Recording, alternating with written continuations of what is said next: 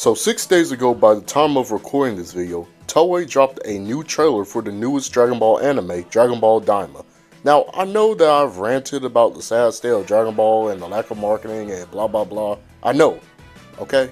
But it's something about this specific trailer that almost made me cry. Just the whole premise of it in general. The opening theme playing midway, how we are actually getting some context with the story, seeing Kid Goku transforming into Super Saiyan 2, and just showcasing these characters along with new ones who are playing a huge role in the story. The animation is going to be stellar, considering we have some Dragon Ball animation vets working on this project. This definitely looks better than the first half of Super by a wide margin. And the colors, oh my god, the colors. It just screams that confidence that I've been waiting for with this project from Toei, and it warms my heart as a Dragon Ball fan. Now, why did I decide to make this video?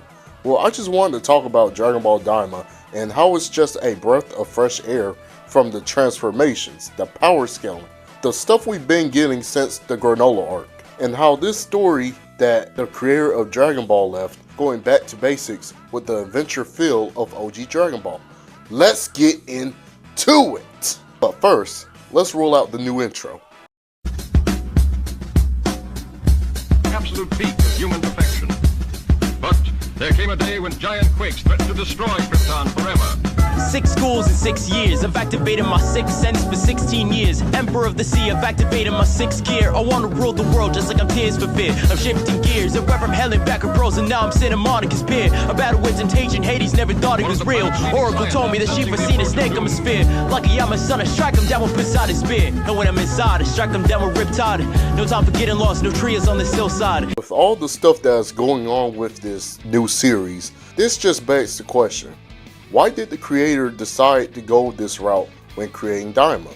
Well, as you may know, this year is the 40th anniversary of the first issue of the original Dragon Ball manga published in 1984. So, what would be a great way to celebrate the 40th anniversary?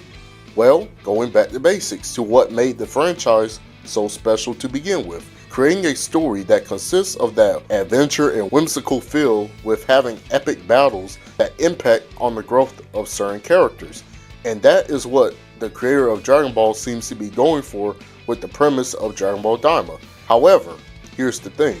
When Daima was first introduced, you know the gist of it. People were confused at the fact that they were taking nods from Dragon Ball GT by turning not only Goku back into a kid, but the entire main cast into children.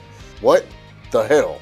And yes, it's true that the creator did take a lot of elements from GT with the story. The fact that the main cast is turned into children, GT, Goku is going on a grand adventure in space, GT, using hand-to-hand combat in certain situations, GT, bringing back the power pole, GT. But even though that's the case, like the Broly movie, I think that the creator of Dragon Ball is trying to rework what GT did into a new light, and I'm going to convince you of it. We all know about the Demon Realm in the world of Dragon Ball, right?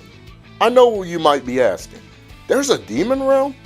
Well, I'm going to explain it and why it's going to be important for the story of Dragon Ball Daima. In the Buu Saga, the creator wanted to expand on the concept of deities in the Dragon Ball universe by introducing Shin, also known as the Supreme Kai, who is a Kaioshin that lives on the upper world, or heaven, in the sacred world of the Kai.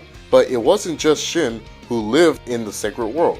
The North, West, and Southern Supreme Kai also lived there, and the Grand Supreme Kai as well, before getting absorbed by Buu at the time. Kibito and the Old Kai also lived in the sacred world as well.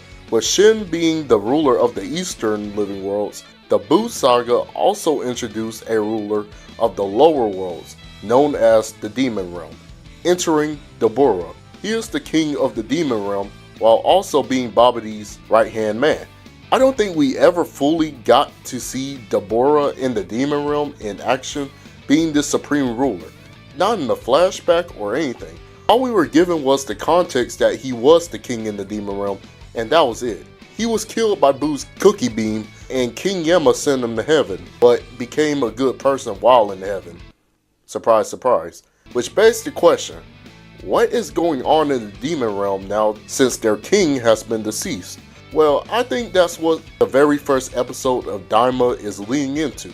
Notice how almost in every trailer we've seen so far for Daima, we are seeing these clips of the events during the Buu Saga, and how the new villains are just observing what happened. I think it all ties back with Deborah being absent from the Demon Realm. The theme on why Goku and his friends are turned into children is due to an evil conspiracy, and I'm willing to bet that that conspiracy has something to do with the death of Deborah and how it's affecting the status quo of the Demon Realm. And it makes sense for some great storytelling because we never got to explore that much of the Demon Realm in any mainline Dragon Ball media. So the fact that the creator wanted to explore this concept is just intriguing. Throughout Goku's journey with the Supreme Kai in the Demon Realm, two other demons are accompanying them on their journey, a gunman named Glorio and a young girl named Pansy. This is another nod from GT where Glorio, being the only adult, seems to be guiding Pansy and Goku and Shin, who are kids, where in GT, Trunks being the only adult guiding Goku and Pan throughout the journey. But exploring the Demon Realm was something that I was really hoping that Dragon Ball Super explored with, and the creator is doing just that with Daima, and it warms my heart, knowing that he put his all into this project. This was his passion project, and the craziest thing is that this project wasn't even going to be influenced by him to begin with. He gave advice here and there about the world building and story until he decided to become fully involved in this project, with character designs and models. I'm really excited for Dragon Ball Daima. This actually feels like something with heart and soul put into it. And even though it's taken some inspiration from GT, the creator of Dragon Ball reworked the concept on what came before and added a better unique spin on it. And the fact that the first episode comes out the same day as Sparking Zero's release date is a smart move on Toei's end. Daima is going to be a breath of fresh air from what we've been getting. I know that we all want a Dragon Ball Super Season 2. I know we want the moral arc animated. Hell, I want that too, not gonna lie. But we just have to keep playing the waiting game. I'm just happy that we're finally getting a new Dragon Ball TV anime that is the creator's last passion project, going back to basics. If you guys made it to the end of the video, make sure to give this video a huge thumbs up, and don't forget to subscribe so you don't miss out on any future content, and also follow my socials as well. With that being said, have a good day, have a good night, and I'll see y'all in the next video. Peace!